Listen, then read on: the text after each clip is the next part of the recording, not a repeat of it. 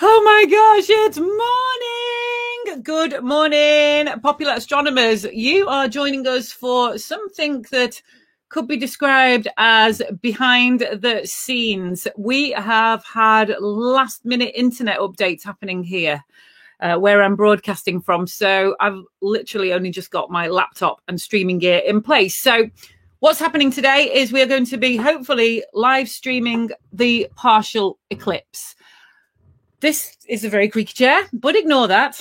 And what we're going to be doing is broadcasting. So if you're watching the replay of this, ignore the timings. It's 10 a.m. UK time now. We're going to be starting the full Pop Astro live show, the peak eclipse in 45 minutes. So you can forward on through, or you can stay and join us for, I'm about to do a terrible thing. I'm about to do one of the worst things I've ever done on camera. I'm two-timing the Pop Astro mug. Where is it? The mug. I've got my own giant mug of coffee. I've got to have a big mug of coffee in the morning. It's no good in a dink of a mug. 10 ounces are they? I don't know how much this holds. It takes up nearly a third of the kettle. I know that much. So I'm doing bad things at the minute. So I'm just setting up my audio. My speakers are right. Yeah, very good, very good. So what we are going to be doing in the next couple of minutes, cloudy here at the moment. All right, okay. Borda, good morning, Philip. From the yeah, I'm on Anglesey, so I know all about overcastness. Blanche is watching from Aberdeenshire. Are you in the Cloud Club or the Great View Gang? Poor Jed Mac. The weather's changeable on the Wirral, isn't it, Jed? So you never know. You might get some awesome eclipsiness. Good morning, overcast in Glasgow. I can see glimpses of the sun through the clouds. Here's hoping. Have a nice day. Thank you very much for that, Bob. Hi, Vicky and fellow astronomers. Skies just cleared here in East Kent. Hello. Yeah, it's working. Oh, Johnny, thank you so much. Johnny has done, where is he? Let me show you. He's hiding out the window. Where is he? Johnny has just done last minute IT and connected two routers up to each other. So I'm broadcasting from the holiday park today. There's no kids around. They've all gone home. So look, Johnny, where are you? Oh God, please don't let everything come undone. There he is. There he is. Hiding out the window. I've got an audience. You're in the VIP box, Johnny, or whatever they call it. The stalls. The stalls. He's in the stalls. Queen Liz is up there as well, you know. Okay, so it's been a very active morning for me. These comments are great. Keep them coming in. Good morning, Cloud. I'm seeing the C word a lot. The other C word. Okay, so hi, Vicky. Cloudy here too. Cloudy over Nottingham. Yeah, but the good news is, well, it's semi-good news. I think we're going to have live eclipse views coming from various parts of the UK that you can watch on the screen here, annotated and explained by The Real Deal. So I'm too busy concentrating on my coffee here now. It's lovely to see all the regulars in the chat room and some new faces. I think I might need to draw this curtain. My camera is struggling with the multiple exposure. Get out of the way, Cosmo. Oh, there's a lot of... Has anyone got a view of it? Has anyone got a view of it? Hello, Sonia. Good morning. Cloudy in Durham. Cloudy over Nottingham. Oh, dear. Yeah. Do you know, later on, I'll tell my eclipse story of when I went all the way to Cornwall. That was the most expensive holiday ever. Stang off a wasp twice.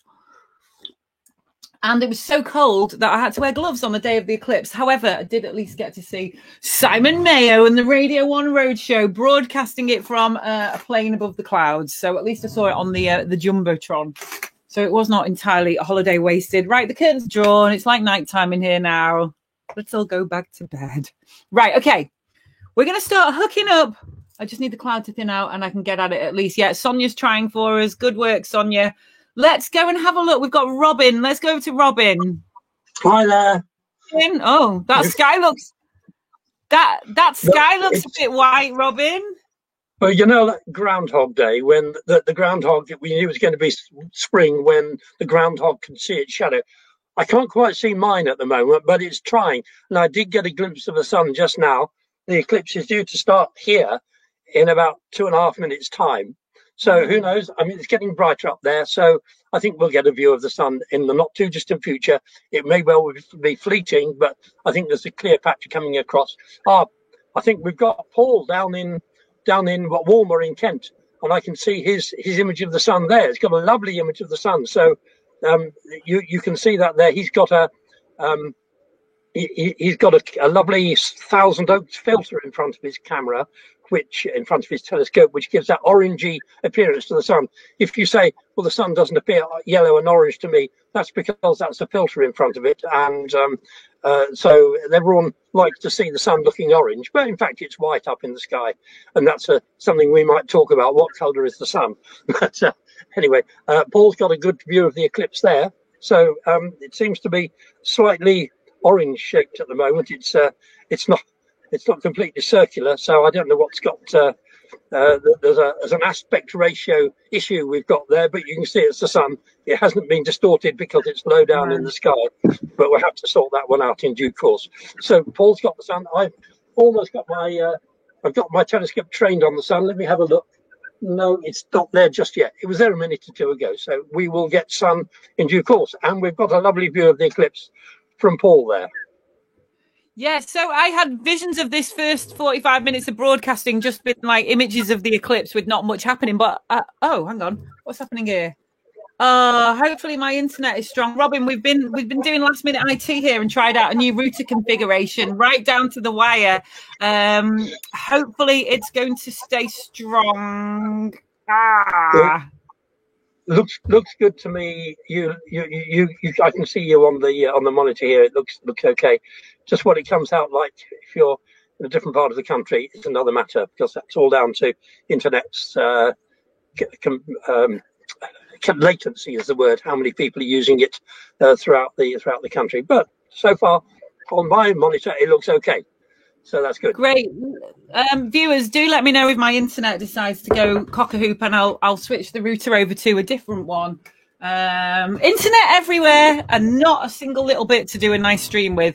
So, yes, Robin, good morning to you. Wow, this has all been quite nearly last minute, hasn't it? A great idea of yours to run Pop Astro Live first thing on the day of the eclipse rather than this evening. Well done. Yeah, no, I'm pleased to see that we've got some decent equipment observing the eclipse here. I was rather disappointed to watch TV this morning, and despite press releases sent out by the Royal Astronomical Society, which was basically the same as ours, trying to push the idea of using a little mirror to observe the eclipse safely, they were still talking about putting cardboard boxes over your heads. I'm not sure where that came from. That was a really weird idea. And I did send them an email yesterday to breakfast saying that there's a safe way to view the eclipse, and that is using a mirror. But no, they still go for the pinhole and a bit of card method, which in the present circumstances with a very small eclipse isn't going to give you very good results, I'm afraid. And on Classic FM this morning, I was surprised to hear that there would be a partial eclipse across Britain, and that the moon will go in front of the sun, and there'll be a ring of light all the way around the sun. Forgetting to say it only applies if you're in the North Pole. So you're going to be gave the wrong impression.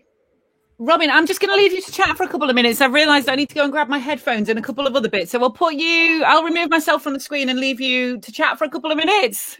Right. Okay. Well, I'll tell you what I've got here. This is an 80mm refractor. You can see it looking up at the sun there and to a cloudy sky. And on the end of it is a Sony camera, just a digital camera. It's one that I use a lot for astronomical work because it's extremely sensitive. On this occasion, I don't need extreme sensitive. I've got it down to its least sensitive setting of ISO 80, which it will go up to some insane figure of about 500,000 for viewing the sky, but I don't need to use that on this occasion, obviously. And on the top of the telescope now, I won't take the filter off because it will be an issue for the lens, but there is a filter at the top end. It's only an aperture being used, although it's an 80mm reflector, refractor. It's got one of those holes in the or apertures in the dust cover at the top of the telescope, which I've covered with Baader Astrosolar filter. And so the actual effective aperture is about 40 millimeters, which is fine, with no shortage of light coming from the sun. So it really doesn't matter that we stop down the image a bit. And of course, it gives, if anything, a slightly sharper image.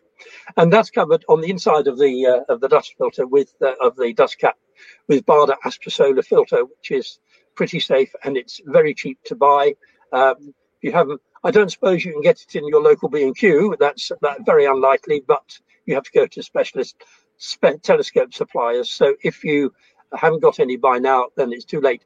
Don't, if you are thinking of looking at the sun directly, use some substitute such as a bin liner or a sweet wrapper, or even if you've got any squirreled away somewhere in your cupboard, an old photographic negative.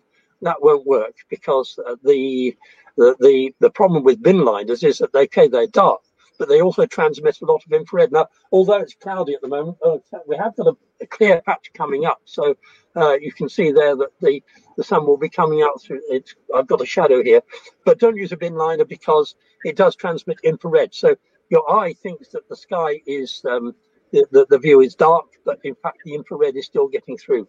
So let me switch now to my camera. You can see Paul's view there. So I'll switch now to my camera, and it will take a second to, there we go.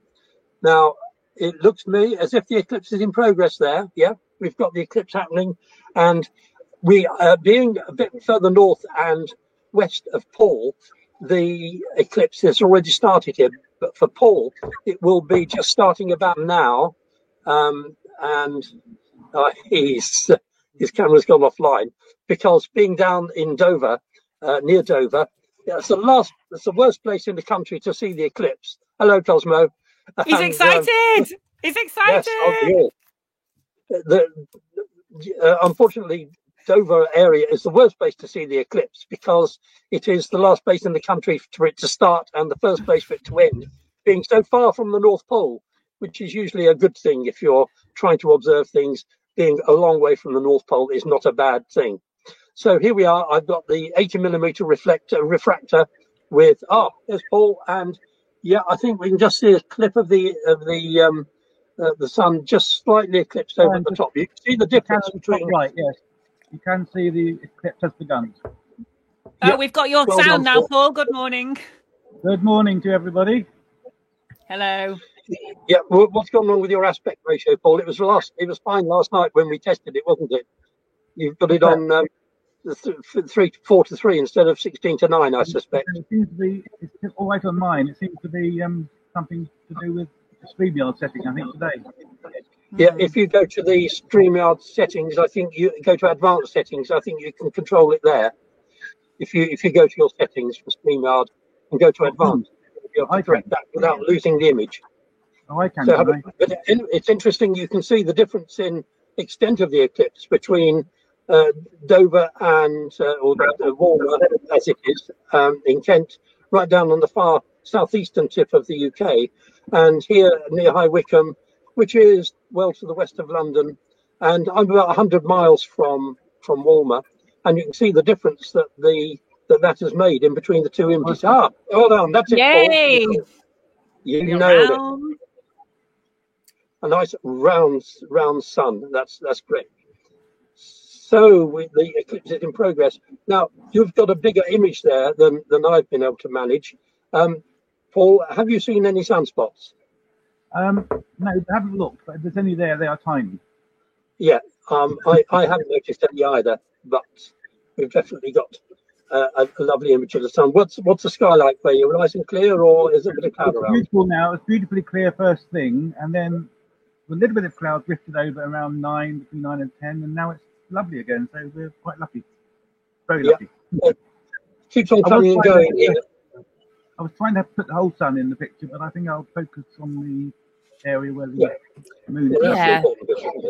Easier. Yeah, we've both got tracking mounts, so it will stay viewing the eclipse while we chat. I'm taking an image now and again as well. It's sometimes things that go off on the screen, but then I'll put it straight back on. Now, of course, what you're viewing here is pretty well the exact moment new moon, which will take place at about 11:15. It varies slightly from place to place around the country. New moon is really precisely when the moon is in line with us and the sun, and exactly in between us. It doesn't always happen this way each month, because it usually goes above or below the sun as seen in the sky. But new moon is really when you can't see it at all, when it's exactly in line with the sun.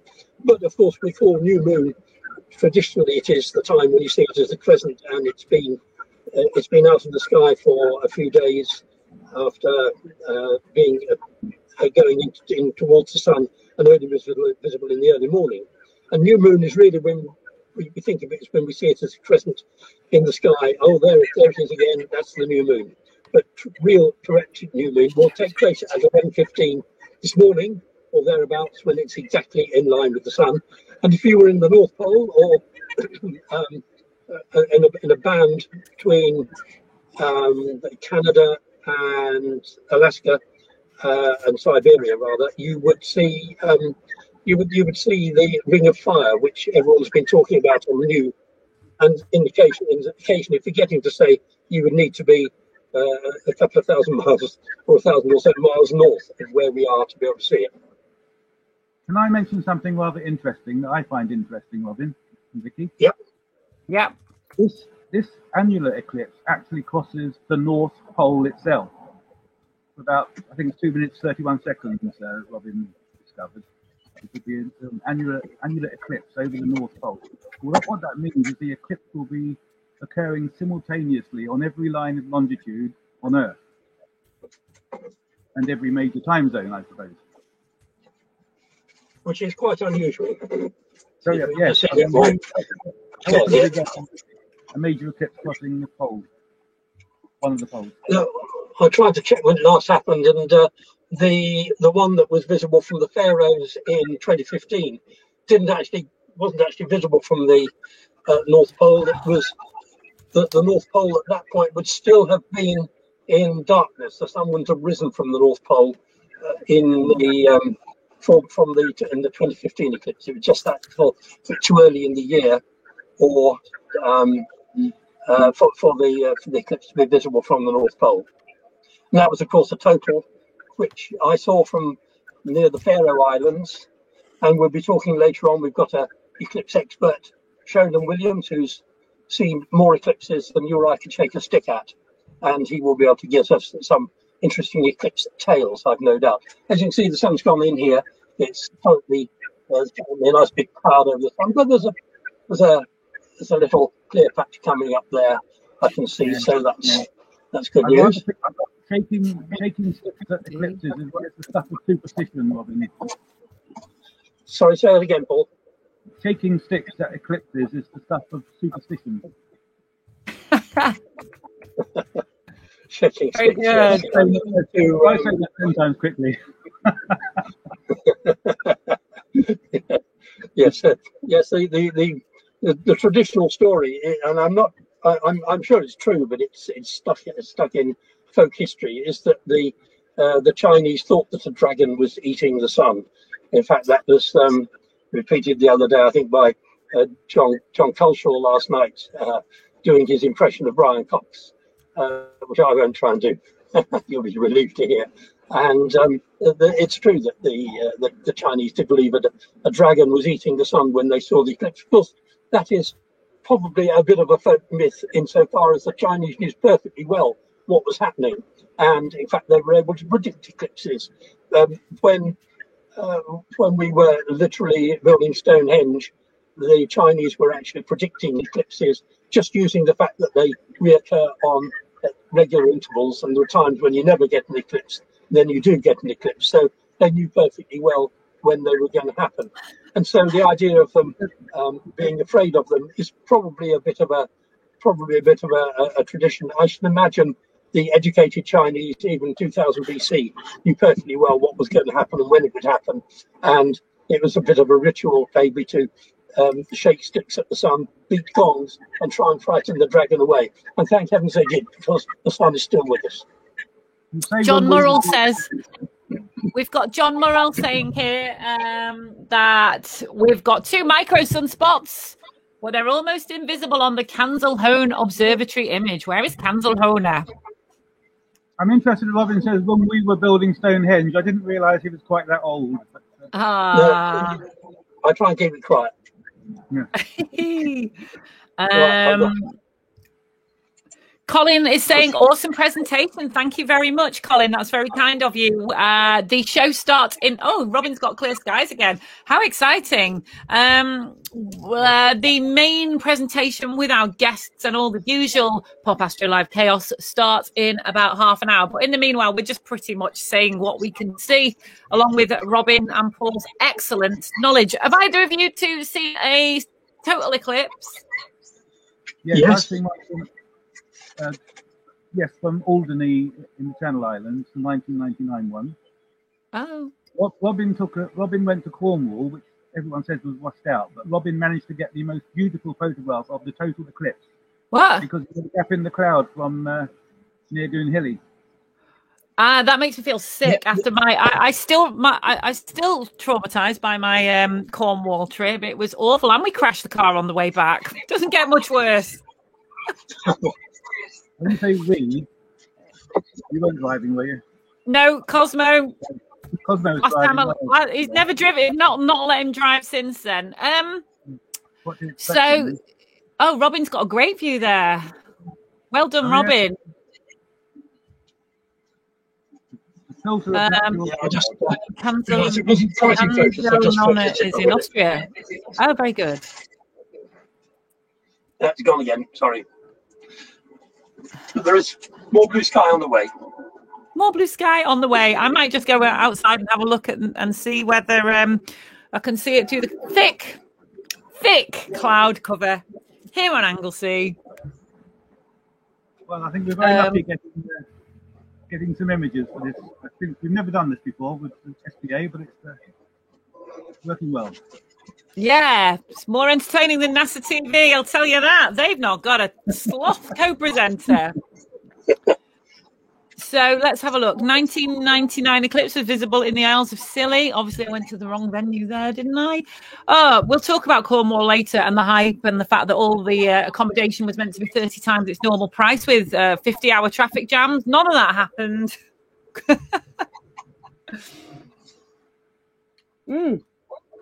So how's it looking there?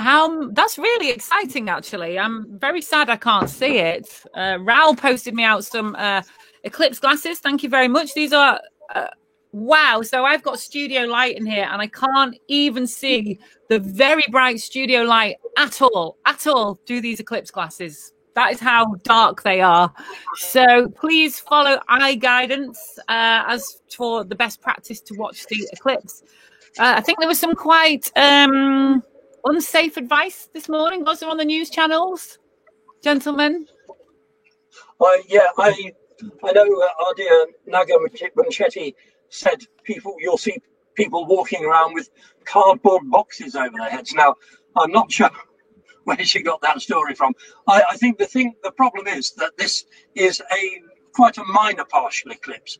As you can see, the only small fraction of the sun is covered. Now, the advice that people giving, I think it's on Morning Live at the moment, they said that Tim Peake will be on to tell you how to view it using a colander. Now, this advice we gave during the 2015 eclipse, which of course was 90% partial in this country, and you get a very definite crescent shape of the moon, of the sun, when the eclipse was at its maximum. And that would really show up using the simple methods of a pinhole or even a colander projecting the image of the sun onto the ground. But with such a minor amount of partiality, I don't think that the simple methods will give you a very good view. The pinhole, which was pushed by the Royal Observatory Greenwich, and the colander method, I don't think will be as effective. Whereas the method that the RAS, BAA and ourselves all agreed was that the mirror method of taking a small hand mirror, covering it with a... Oh, I've just deleted Robin. ...image into a room was much more effective. And when Okay. But the pinhole method won't do you any harm, but you might not see very much of the eclipse. It'd be interesting to see how much is visible. Hi there, Vicky. Hey. Hi, Robin. Sorry to interrupt you. We haven't had a time to test out Mike. He's just joined us now. Oh, hi, Mike. This is like testing it live. So we've got me from Anglesey, Paul down in Kent, Robin, I never remember where you live, somewhere down south. The sun has just come out here in Coventry. And Mike, thank you, in Coventry. Oh, that's good news, Mike. So I'll just put you and me on the feed, Paul and Robin. I'll be back to you shortly. Let's have a look. I will leave the eclipse. We'll leave Robin's nice eclipse image in there so people can see. Mike, hello. How are you? I'm fine, thank you. How are you doing? Looks like lovely view from Robin. Isn't that good? Have you got a similar there? No, the sun is coming in and out from behind the clouds. So every so often we just see a little glimpse of it, and everybody gets excited, and then it goes back behind the clouds again. So we're in the city centre of Coventry. Don't know if you can see behind me, Lady Godiva and all the ribbons and so on for the City of Culture. So Coventry's buzzing at the moment. Loads of people around, and hopefully, if the sun obliges, then we'll be able to show them the eclipse as an extra added bonus. What a lovely way for Coventry to celebrate coming out of lockdown. The City of Culture, I lived in Liverpool. I think it might have been 2008. I could be wrong there. But yeah, it's such a vibrant celebration of urban life, isn't it? Yeah, it's great, isn't it? Culture's not just arts and dance and everything else. That's great, but it's science as well. So that's what we're trying to do here. Now, Mike, you're doing one of my absolute favourite things ever, which we don't actually tend to do very much here on Anglesey. Sidewalk astronomy, as they call it in America. Let's have a look who you've got there. Okay, so we have a couple of telescopes. I don't know if you can see behind me.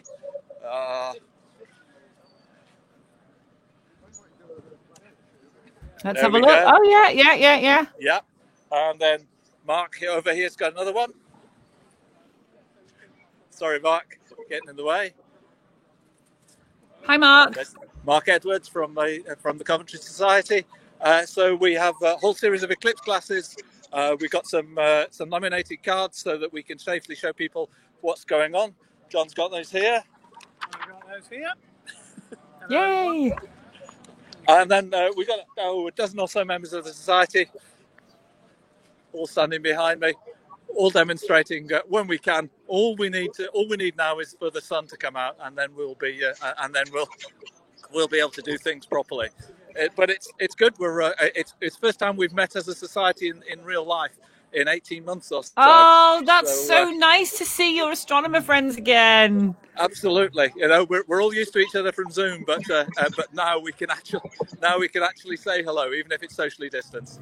Oh, that's so lovely. I have really missed my astronomer friends. That's one of the main reasons I do astronomy. It's not to look through telescopes. It's to badger astronomers. Absolutely. And eclipses are very sociable. You get to see, when I'm going around the world for eclipses, you get to see people you've not seen in years, and you see them somewhere really obscure. It's very good. It's a great way of doing astronomy. Mike, don't start showing off just yet. You'll have your full show-off session at about 11:30 with how many total eclipses you've seen, and we'll go into quite a bit more detail then. But thank you. Excellent. I'm so glad you managed to join us. Absolute pleasure. Absolute pleasure. Great. Okay. Well, I am. What time is it now? Well, I don't know the best way to do this, Mike. Whether you just want to dip in and out of the broadcast or come back at 11:30. That's an hour away, though. Maybe we can have you on a little bit before that. Probably best if we get set up here, and I'll come back to you at 11:30. Okay, Mike. I really hope the clouds part and you all get sunburn. I have every faith. What could possibly go wrong? Right. Okay. We're going to go back to Robin and Paul's view of the eclipse now. Thank you, Mike. See you soon. Bye. Bye. That's great. He should have been joining me at 9:45 for a test and didn't arrive. So I thought we might not have been getting Mike. He's great, isn't he, Robin? Have you met him? Yep.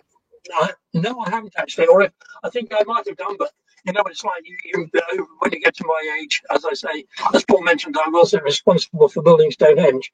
The number of people you meet and say, hello, Robin, has increased by the many thousands. So I think we must have met in the distant past, but our paths will have crossed many times, I'm sure. Did I just read something Python Spaces, David Hardy in disguise. Hardy's in disguise. David, amazing space artist. Thank you so much for joining us in your alter ego Python space. He said that the BBC breakfast cardboard box. Robin, could you turn your laptop speakers down a little bit, please? My speakers, yeah. Okay, sorry. That's it. Great. I'm done it yet. Give us a chance.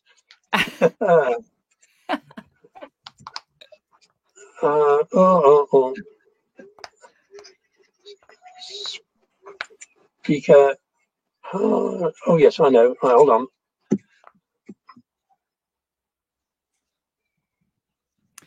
Okay, so BBC breakfast cardboard box had a hole in it to project the eclipse. But I thought I saw someone with a box on their head either this morning or last night. Just a glimpse, a very random memory. Is that what they're saying? Who's giving them this advice? How would you make a cardboard box eclipse helmet? I need to know. They don't even know Blue Peter is on anymore. Well, I think it goes back to the idea that in fact, we did push this idea back in the in 2015 and indeed 1999 when we had eclipses, major eclipses. And the idea is if you take a cereal packet, which is about that sort of size, maybe about a foot across long, and you put a pinhole in one wall, and you can project a tiny little image onto the other side of it, and that's a very homespun way of doing it. Now, if you've got a big eclipse of the order of 50 or 80%, then you will see the sun appearing as a little crescent. But where it's such a small amount, I don't know. I will try it out. It's something we can experiment with over the next few hours, a couple of hours, and see how easy it is to use the pinhole to project the eclipse. I don't think it's as effective as certainly if you've the early stages, you wouldn't see the early stages with it, because a pinhole image is very fuzzy, and if it's also very small in a cardboard box, it is literally only a millimetre across. But you wouldn't put the cardboard box over your head, no, and look through the pinhole. And that's why it was rather dangerous advice to imply that if you look through the pinhole, it will give you a view of the sun. Probably will cut down the brightness of the sun by quite a lot. But even so, it is not the ideal way of trying to view the eclipse, particularly if the sun is bright and overhead. And of course, we've got the sun almost overhead at the moment, pretty well as high as it ever gets in this country. And so when the sun is really out, it is very bright indeed.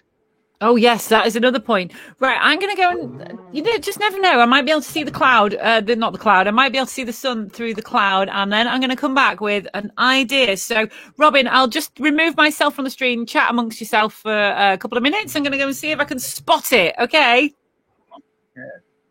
Yeah, off you go. Here we are at Lord's, waiting for the eclipse. Monty Python once said. Yeah, I have to turn my speakers up again because Vicky's nice and loud with her microphone, but I turn my speaker up a bit. But I am in my observatory here, so the sound does echo around a bit. Hello, Sally. She's come to have a look. Yeah, is it okay if I come to have a look? Yeah, you can come. You're in the shop. Oh, I better get out of the way. No. I'm going to get out of the way. No. Paul, this is Paul's view of the eclipse here, and we're broadcasting live to the nation at the moment. Hello, everybody. For my wife, Sally, came to see what was going on. The sun's in and out of the clouds here, so while it's in, we will. Fortunately, Paul's got a good view. Let me look. I've got quite a lot of blue sky coming up, so it will be out in a few minutes, and I will return to the eclipsed image when it comes out again. Yeah. Do you think I should leave it like that, Robin, or do you want me to put the whole sun in? You're going to leave it like that? That's good. Yeah, that's good because we've got an excellent view there. I'd be interested to go and see what it looks like on YouTube. Perhaps, Robin, we should remind people that it's events like this that make the SPA fun, and so if people are watching who are not members of the SPA, well, why not? Because we could benefit from having as many people join as possible, and hopefully they'll all enjoy it as much as we do.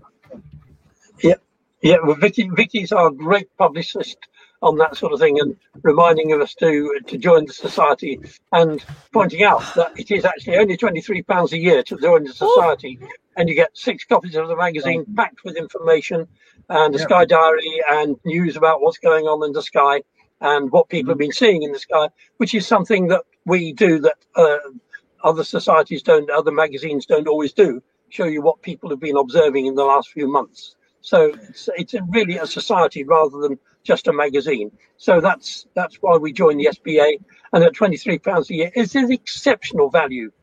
And I can't understand why everybody in the country doesn't join. Yeah, and the SBA has completely changed my life. What more can I say?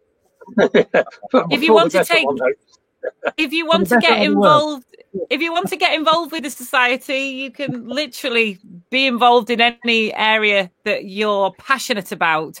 So thank you. I know I say this all the time, but let me do this live stream. It's been the making of me over lockdown, but I'm covered in my SBA merchandise today. I've got the trifecta of the Anna Lemon necklace from the shop, the Plug the mug, and the amazing Astronomy is Looking Up t-shirt. Yeah, and I do believe this. Isn't there a partial? Isn't there an Eclipse mug with a funny comment on it, Paul? With a pithy comment. There is. Yes, there is. I'm quite partial to a couple. Oh, very good, very good, very good. I have got an idea. Now, lots of people are clouded out, so I've had a thought. In solidarity with the eclipse, do you know what we can all? You know what we can all do? What does the eclipse look like?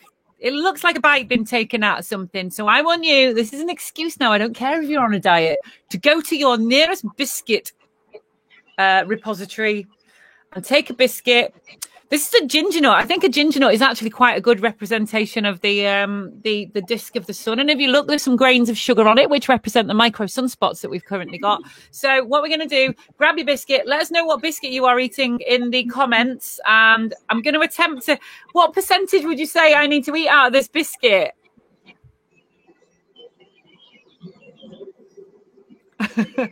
How much biscuit do I need to eat? You mean percentage of the area or percentage of the diameter? Oh God, this is why I failed maths. I don't know.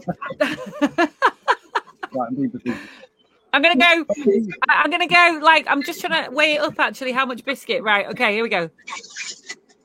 Stop. Yeah. Look at that. I need it up a bit. You can see the mountains on the edge of the moon there. Look. Oh yeah. Look at that. Bailey's beads. So that is pretty appropriate, isn't it? And as the day goes on. That's a very good reflection of the eclipse as it is now. Now, yeah, so you might not be seeing the eclipse in person, but you will be seeing it in biscuit. So go and grab a biscuit. Obviously, a rectangular bourbon or pink wafer will not do. It needs to be a round biscuit. It needs to be in the correct aspect ratio, and we can nibble along together. Vicky, you reminded me of an event in the 90s when there was a partial eclipse over London, and Robin and myself went, and a few others went to meet the press and film crews in a London park, and I actually made some biscuits like that, which were round biscuits that were a little bit cut out to resemble a partial eclipse. And then, all the excitement, I completely forgot to hand them around. So. Look who's in the biscuit club! Oh, no, I'm not a biscuit; it's a Baby Bell. Oh, is it? Oh, even better! I couldn't find any biscuits, so I got Baby Bell out of the fridge. That's very fast thinking. Sonia, how are you this morning? I'm good. I got up and it was absolutely clear skies about 5:30 this morning. I could see the clouds starting to come from the west. And then about... Oh, she's frozen. Oh, no. Sonia, come back. Right, we'll wait to see if Sonia... Oh, hello. You might have to go inside, Sonia. Hiya. Sorry, yeah. So you were eating Baby Bells at 5 a.m. Oh no, not at 5 a.m. now. I was grabbing 5 o'clock. Okay, yeah. So Sonia, I think you might just have to move back inside to your Wi-Fi router. And then we can watch you eating cheese. Alex takes on anxiety. You're spot on there. Baby Bell makes sense since the moon is made of cheese. We can have cheese and biscuits. Oh, there you go. And actually, cheese is quite good on a ginger nut. Right, I need to eat a bit more biscuit now. We'll do it. There you go. Jed Mack is saying hello, Sonia. Jed is saying Jed. hi, Sonia. Hello. And Hi, Jed. the wonderful Ian Morrison, who I've not seen for 18 months, that's quite painful, is eating a chocolate digestive with a dark side and a day side and a night side. Oh, great news here. Tim Crook. I've just taken another bite. We're on half now. I keep forgetting I keep eating mine. Tim J. Crook. Oh, very good. You have to slow down, Sonia. You'll eat the whole moon if you're not careful. then what will happen? So Tim J. Crook has got the irregular edge to the moon through the telescope. So Robin or Paul, do you want to explain what that is? Well, it's the mountains around the limb of the moon. Right. Because the edge of the moon, the moon has got mountains on, of course. Nothing like the Alps in terms of being jagged or very sharp, but it has got mountains on the surface, very undulating surface, as you know from the Apollo pictures, and that means that when we see it in silhouette, if you've got a high magnification, you can see these mountains which are on the edge or limb, as we call it. And you can see those through a telescope as well when you're looking at the moon under normal circumstances. But they are quite a small in undulation on the edge of the moon's surface. Also, you will see, if you're looking at high magnification, a lot of rippling on the along the edge of the moon and the sun. And that's because that is caused by turbulence in our own atmosphere. And there's nothing you can do about that. It's not the actual sun or the moon rippling. It is just our own atmosphere. We're looking through a rather heated atmosphere at the moment. It's a very warm day, and obviously there's a lot of heat given off the Earth, and that's causing the atmosphere to be quite turbulent. But the moon and the sun, of course, you won't see any motion on those unless you're looking through a specialist telescope, and then only one of those hydrogen alpha telescopes, and then only over a matter of minutes rather than bubbling away all the time. The pictures which you see, quite often, I have a bit of a gripe with TV science programs because they don't tell you usually when something is either an animation or speeded up. So you see pictures of the sun belching out huge clouds of flame, and they don't bother to tell you that was recorded over about 3 hours, all condensed to about 3 seconds. And it's a very, very misleading effect. And the same applies to pictures of the aurora. The northern lights, quite often those, particularly in the past, they used to be speeded up enormously because what they would do would be to take one shot every 3 seconds or something like that, and then string them together at 25 frames a second. So you've got an increase, a very rapid increase in motion of the aurora. Now, the aurora, I know we're going away from the sun a bit, but the aurora can move quickly. I've seen it move very quickly, but most of the time it is pretty static, and it's a bit like watching the minute hand of a clock move. It's not a particularly rapid movement, but then occasionally when something goes on up overhead, you can see all the swirling happening in real time. And another thing which people often expect is that the aurora will appear bright green in the sky. Well, quite often when you go up to see the Northern Lights, and I've been up to Norway to see it quite a few times now, it looks generally grey in the sky rather than greenish. Only when it's very bright do you see the green colour. And in a way, we're used to seeing it green because you can take a picture and it looks green. So you look in the sky and you imagine that it's green, but more often than not, it is just a grey appearance because it's not all that. When it's not all that bright, you can definitely see that it's the aurora, and it's a very impressive sight. But it's not bright green. You need the sensitivity of a camera most of the time to show it as bright green. However, when it is a really bright aurora, then it definitely does appear green or red. And in the UK, we more often see red because it's the red part of the aurora is at the top of the atmosphere, and so when the aurora is over the Arctic Circle, we're only seeing the top of it. And if it's a strong event, so that it's visible down in the south, even in the north of Scotland, it's comparatively far south, then you're seeing the top bits, and that is red. And the red colour does show up more prominently to the eye than the green. It's one of those things that depends on the individual person and their sensitive, their eyes, and also the nature of the eclipse. But don't go to the aurora and expect to see brilliant colours. Yeah, back to get over to you, Vicky. Sorry. What's happening with your image there, my dear? Looks like an eye test. Cloudy. Oh, is that the cloud? Is that the cloud? Oh, yeah, that's a shame. There you are. Look, that's better. See, there's clouds going in front all the time. So let me just rotate and show you the sky. There you go. That's what we're looking at. Oh, I see. Yeah. Okay. Well, I'm delighted to be sharing my clear skies of warmer with the world. Let's have another bite of biscuit. If you're following the eclipse via the medium of a biscuit, I would say I need to take a little bit more out, don't you reckon? Or getting a regular there. I have got quite a nice semicircular bite, so I need to work on that. Right, so let's have a think now. I think I need to go. Oh, beautiful. That is just beautiful. That's remarkable. Except there isn't any lippy along the edge of the moon's limb on the real sun. Apparently, a woman eats 7 pounds of lipstick in her lifetime. I think I've done that already. Where did you find that statistic? I think maybe my Avon catalogue. Right, okay, so I'm just going to run through a couple of the comments that we've got here. Robin, just while you're clouded out, I'm going to remove you from the screen because it looks like my eye test, you know, when they show you the back of your eye.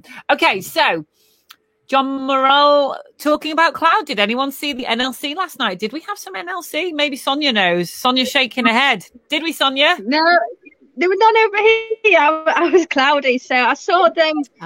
Oh, when did I? Oh, I put them on Facebook. I can't remember when I saw them. I saw them at least a few nights ago. Really nice. The over this way over here, the sunsets that way over there. There we go. The sunset's over there, and then I usually see the noctilucent clouds out the back window over that way. I do say I'm going to cut that tree down one day as well, and that one over there because it does obscure it a bit if they're not high enough. But if they are, I get a really, really nice view of the NLCs. I think it was just before midnight, and then after midnight they disappeared. So I just caught them at the right time as well. So I was so happy with that. My first NLC sighting of the season. So hopefully this Saturday and this Sunday looks really good for viewing conditions at night time. Today and tomorrow not so good. Well, great, Sonia. We'll come back to you in a minute. Your internet is still a little bit choppy, but we can see your massive monster scope there. But we'll have more about that in a minute. So, is that all right, Sonia? See you in a minute. I love Sonia. And no Eleni today. I love Eleni and Sonia, my little girl team. It's great. It's the astronomy show presented by a team of 3 females. Go girl power. I still think it's only about 17% of space sector employees are female. So we're booking the trend here at the SPA with diversity. Right. Okay. So let's have a look what you're saying on the commentary section. Oh, Robin's good as well. Let's get Robin back on. Better view here than in South Staff's rather cloudy Lord Raymond. What do I think of Jammy Dodgers? They are nice, aren't they? But the thing is, when you're trying to emulate an eclipse with a biscuit, let me just mute Robin there. When you are trying to emulate eclipse with a biscuit, you don't need the added danger of 2 pieces of biscuit to bite through. So maybe a JD, a Jammy Dodger, isn't the best one because you're going to get double the crumbs. You've got double the opportunity for error along the limb there. Let's have another little bite. It's getting soggy. Maybe I should have a different biscuit for each segment because it's like it's been dipped in tea now. Hang on. Well, there we go. You can see my teeth marks. Okay. Hi, Vicky. David Hardy says, totally agree about the aurora, which I've also seen just, yeah. Did you imagine them? Sometimes it's like trying to see a ghost, isn't it? Blooming clouds! That scream was on behalf of all the popular astronomers trying to observe the eclipse. But thankfully, Robin and Paul have got great views. Right, okay. We are going to kick into the Pop Astro live show now. Well, seamlessly merge, blend into it. Let's get the banner back up. Are you in the Cloud Club or the Great View Gang? Not many people in the Great View Gang. Pop Astro Live, partial eclipse special. Welcome. Cosmo is here. Well, he was. He's not anymore. We are going to do an hour of broadcasting. We have got, let's see who we have got coming up on the show now. I can refer to my script now. We have got Sheridan popping in and out. We have got Mike Frost, who has seen so many total eclipses. It's going to make you sick. And I think I'll tell you my very embarrassing engagement story. Look, I'm not wearing an engagement ring anymore, but what happened when I didn't get proposed to at the Cornwall eclipse? I will tell you the pitiful story of that. I'm still traumatized from that one. So we've got Sonia, who is attempting to watch from Stockport, watch the eclipse from Stockport. And we have got Paul and Robin. Thankfully, they have got fantastic skies, Paul especially, down there. And then let's have a look. So look at this. This is great. So start sharing the video. I mean, you should have been sharing it from when we started 45 minutes ago, but please, it really helps the society when you share this video because Facebook, YouTube, Twitter, they all rate the algorithms based on how much a video is shared within its opening seconds. Well, we missed that boat, didn't we? But still share it. You never know. You're going to be sharing this onto the timelines of people who probably don't even really know what an eclipse is or are not able to watch it because they're at work. If you share this video right now, you're going to proliferate it across the internet to share the love, the esoteric joy of a quite a minor partial eclipse, but it's still really, really exciting if you know what is happening, which is why we have got popular astronomers on standby to talk everything, to tell you everything that you need to know about an eclipse. And because we are the Society for Popular Astronomy, we welcome astronomers and stargazers and sky gazers from all levels and all backgrounds. So you don't even have to have any knowledge about astronomy before you can join the society, because we will ramp up your knowledge and get you up to speed as soon as possible with our meetings, with our live streams, and with our magazines and all the other ways that you can participate in the society. So no question is out of bounds, no matter how basic or simple or obvious your question. Please ask it in the chat and we will do our best to get our experts to answer. Right, we've got 9 comments going on here. Let's have a look. Thank you, Jed. Still into great show so far. Good internet. Thank you. Thank you. We shoulder on. Total Cloud. I'm going to stop this banner now saying, oh, you're in the Cloud Club or the Great View Gang. It's just depressing. Sorry for you if you have not got decent skies. Yeah, sorry. John's in the Cloud Club. Defo, the Cloud Club in 5. Trying to grab snaps through the clouds. Good luck. Alan. Heavy cloud. Ooh. Oh, please. Just break in the cloud for an hour, please. Yeah, well done, Robin, for getting a view. Thanks for scream, Vicky. Made me feel instantly better. Shall we all scream together? Right, we're going to count down. And if you're in an area that is safe to do so, that will not alarm family members, passerbys, or traffic cops, let's all scream, and we might actually be able to scream the clouds away. I'll turn my microphone down. Right. Gonna scream. Gonna move my microphone. I'm gonna scream. 3, 2, 1. Ah! Hey, I've been working on my biceps. They're good. Look at that. I've actually never looked at my new back. I've been exercising so much lately. That is Nordic walking and yoga and planking. That is a good arm. I didn't even know. Wait a minute. Who let Popeye in? We need to start wearing sleeveless shirts here now. There we go. Right. I'm going to present the rest of the show like this with my muscles out. Get some baby oil on them.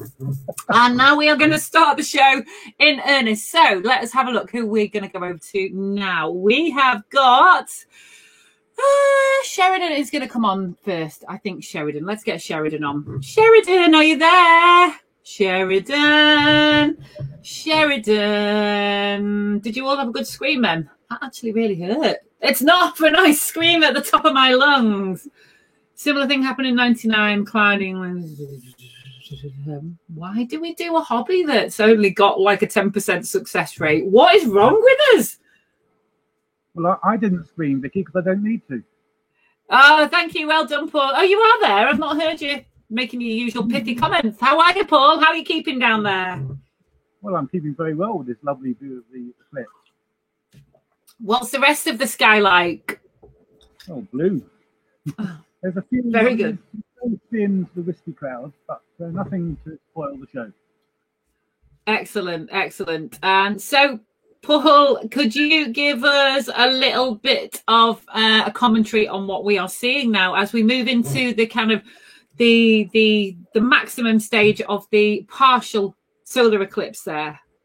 Well, that varies across the country, of course, depending where you are. It's like different alignment of the moon over the sun. For me down here, the eclipse started at 11 minutes past 10 BST, and mid-eclipse will be at 14 minutes past 11. So we haven't reached it yet. And then sometime after 12, it finishes up. Can't remember, but probably about 25 past or something. So I'm waiting for 11:14 when it will be mid-eclipse, and that's as much as will be covered. And of course, down in this corner of England, which is East Kent, warmer, we actually get less of an eclipse than the north of the country, for example. So the further north you are, the more of the sun will be covered by the moon, because obviously you're getting closer to the zone which gets the annular eclipse in the Arctic. So, using my basic... Here it's small but perfectly formed, I think is the expression. Oh, okay. So, obviously, if the poor folks of the north of the Great British Isles, up in Scotland, hello, Scotland viewers, if they had decent skies now, they would be seeing more of an eclipse than this. They'd have to eat more of their biscuit. More, yes. If you go to the popastro.com website and have a look at the story about the eclipse, you will see that Robin's put a graphic up of the country showing how much of the sun is covered from different parts of the country. And it's not a huge difference, but it is noticeable from extreme north to extreme south as here. Oh, look, a bit of cloud. Wow, that's unusual. There you go. Oh, no! The only cloud in the sky, and it's choosing to cross the sun. You'll have to do a little shriek, Paul, to shriek the clouds away rather than a full-fledged monster blood-curdling scream. I might frighten the people on the seafront. All right. Ah, yes! Ken is singing "Clouds, Clouds, Go Away, Come Back Another Day." Is it working though? Hey, right, we've got Sheridan joining us now. Sheridan, come back. I can see him in the green room. He should have been on 5 minutes ago, but I think he's making a cup of tea.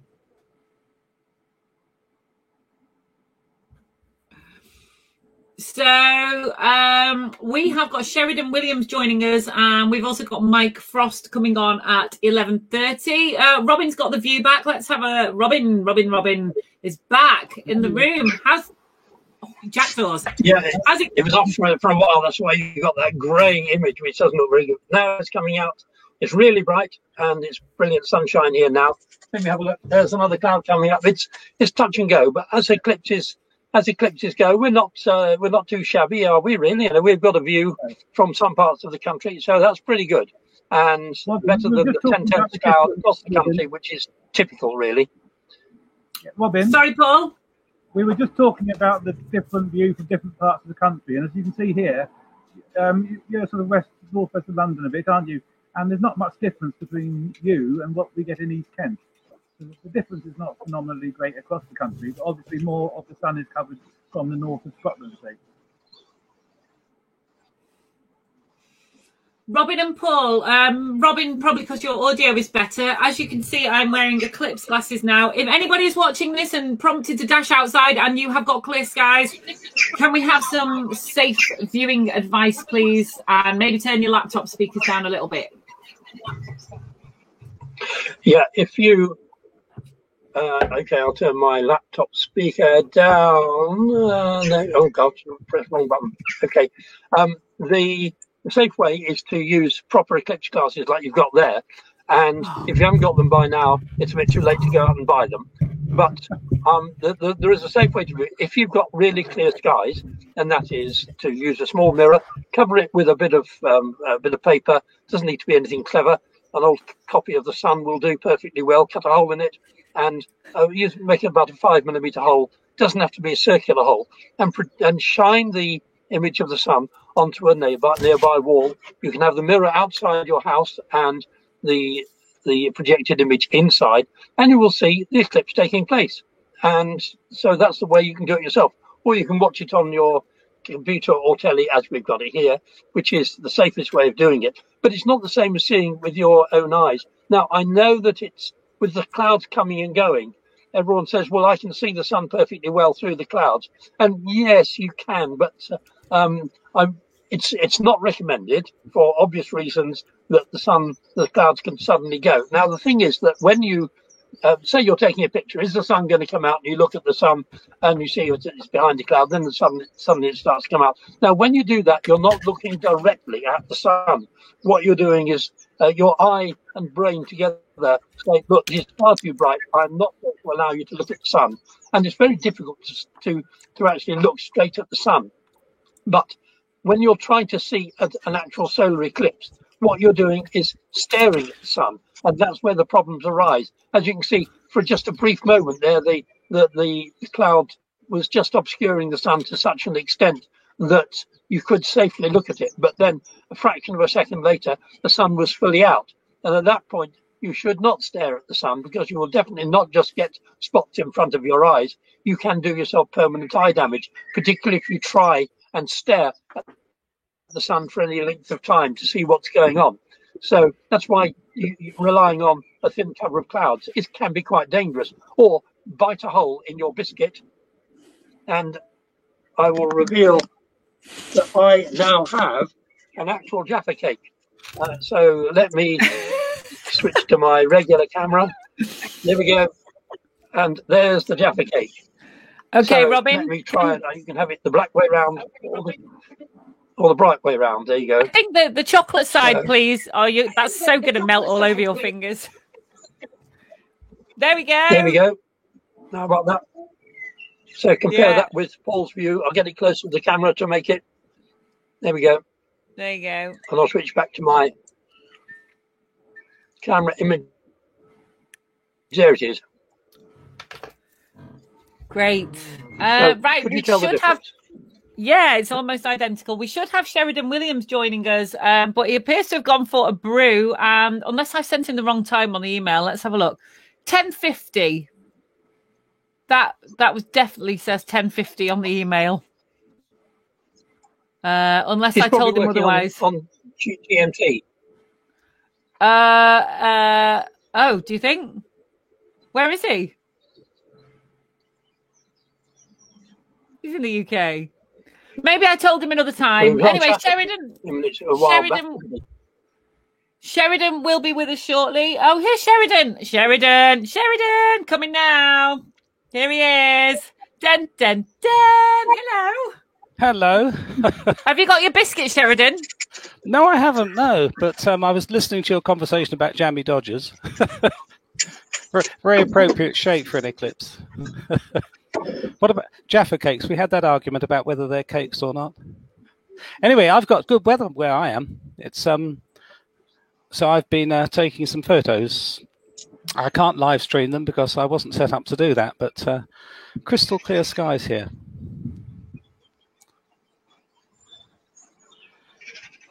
Can you hear me? Yes, we can. So where are you, Sheridan? I'm on mute. Okay, I'm halfway between Milton Keynes and Leighton Buzzard in a village called Heath and Reach. Right. Apologies if you already said that, but I was just getting a cup of coffee. So. No, absolutely no problem. I've only just joined you because I've been addicted to the eclipse because it's nice and clear skies here. The intermittent cloud every now and then, but not too long.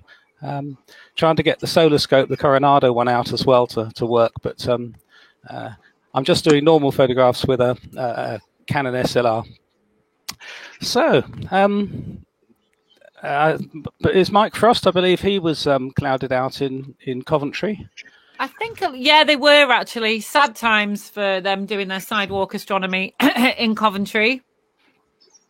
When I was in China in 2008 for a total eclipse, there was a lot of sidewalk astronomers there with huge telescopes out for the masses to see, and it was very popular indeed.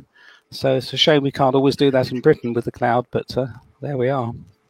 So, Sheridan, talk to us a little bit more about your eclipse escapades then. I've seen 19 total solar eclipses and 2 annulars. Just on that basis, I think you have to realise that an annular is what people are seeing in Canada at the moment, and I think it's just gone across the North Pole as well. That's actually an interesting fallacy. A lot of people think that you can't have an eclipse at the poles, but you can, and they're not particularly rare.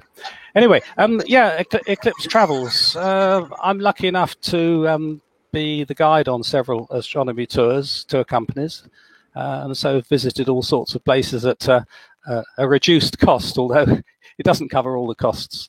And my wife doesn't go free, so we have to pay for that as well. So, yes, I've been as far as Siberia, Tahiti, South America. That seems to be quite a common place to go. In 1994, 19 total eclipse there, also in 2019 and 2020, which I had to miss because of COVID. But so been travelled all over the place, Sumatra, Australia. However, the eclipse in this year, 2021, is in Antarctica, or off the coast of Antarctica, and I don't think many people could afford to go. I think the cheapest cost is about £19,000, and that it could even be flying to see it. But hang on there, because 2023, 2024, 2026 are all coming up, and in 2026 there's 2 total eclipses in Spain, so there's no excuse not to go and see one in Spain. So there's something to look forward to. Oh, that's great news. So that we can have the Pop Astro Benidorm banging holiday. And hopefully you have more success than you did in 1999. I was hearing you were completely clouded out. Yeah, sad times for me that. I was doing a live feed for Sky TV from Pendennis Castle in Cornwall, and that was extremely awkward because it was completely cloudy all the time, so I had to commentate on what was going on. But fortunately they had a Hercules aircraft up above the clouds, and so we did have a feed of what was going on, and it was a surreal experience looking over the harbour during totality of the it was like looking over a sort of model village with all the little lights on, and fascinating. So a dark total eclipse. I haven't been 100% successful. I've missed out on a few, but have you been there?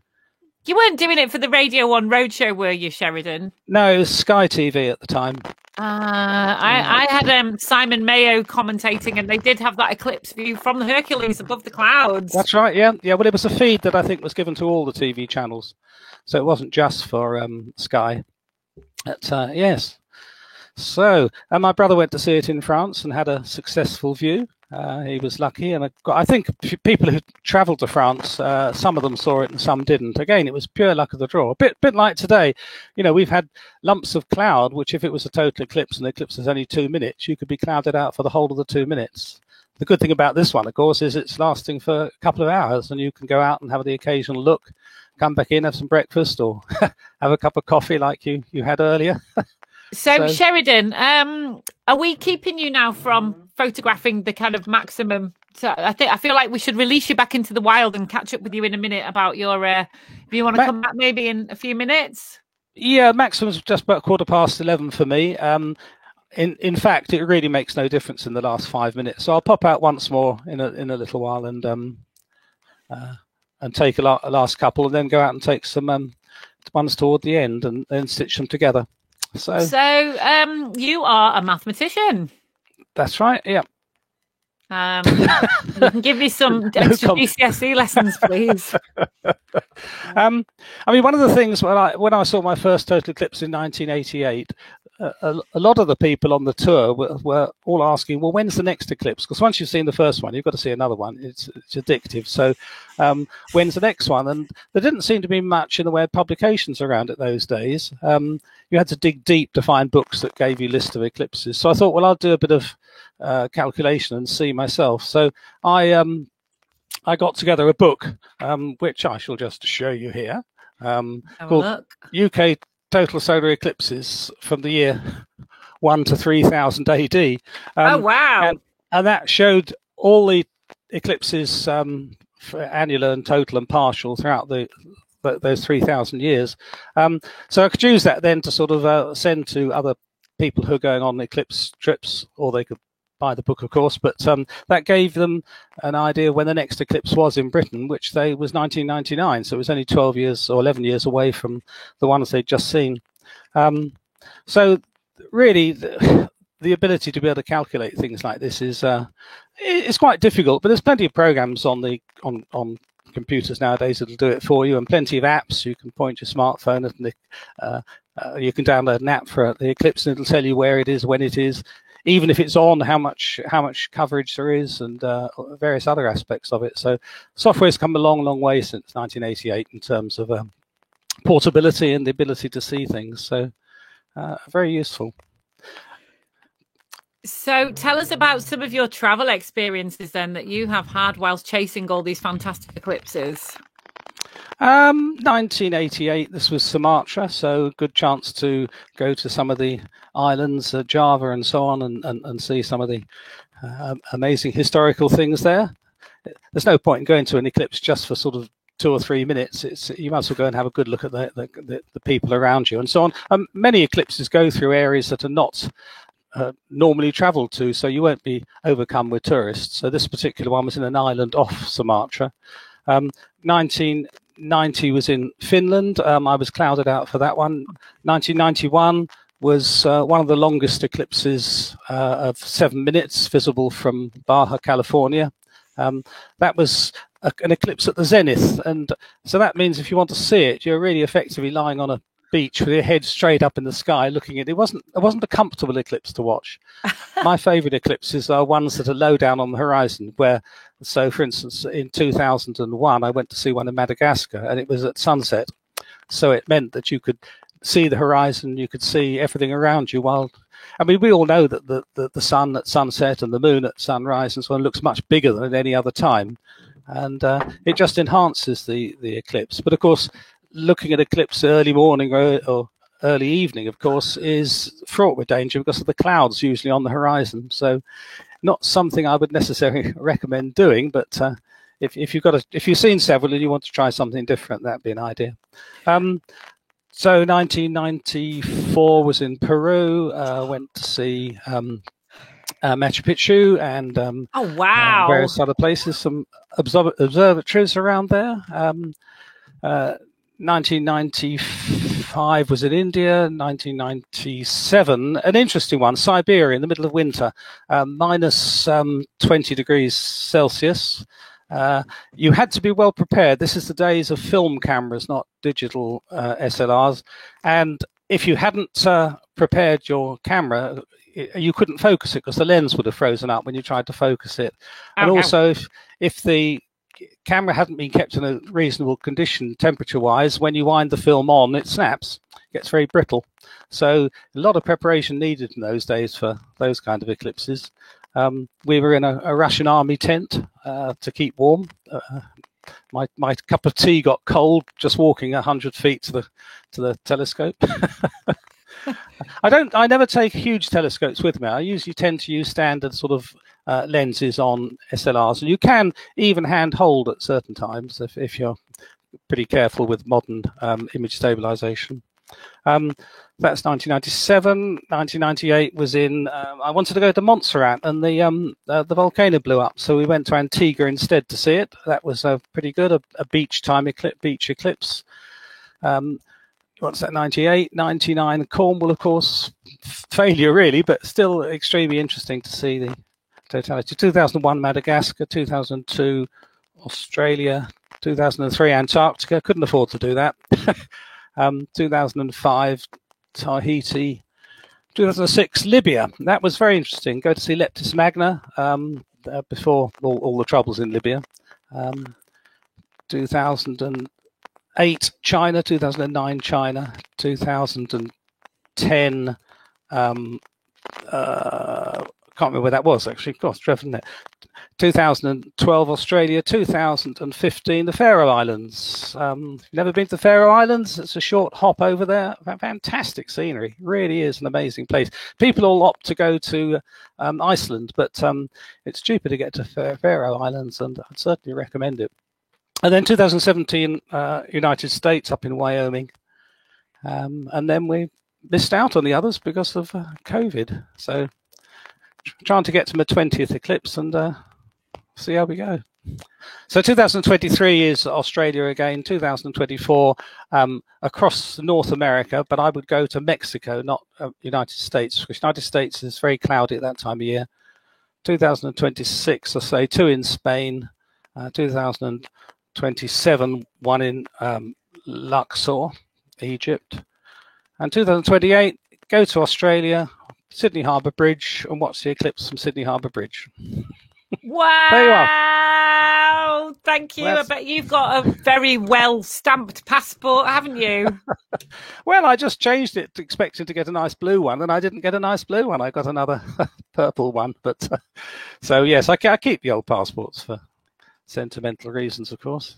But, I'll pop out now and do a couple of maximum photographs and come back a bit later. That would be lovely. Just before you go, when's the Benidorm hot eclipse that we're going to go to?